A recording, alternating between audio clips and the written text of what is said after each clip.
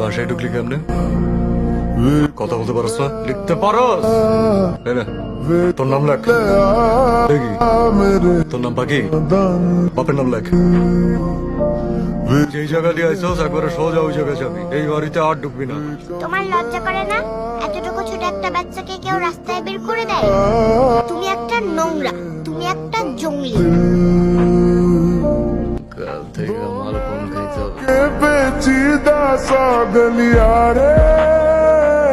জঙ্গলি একটা।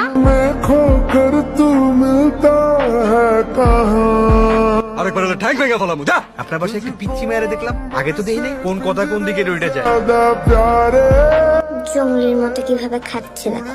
আমার জন্য মনে হয় একটু রাখবে না।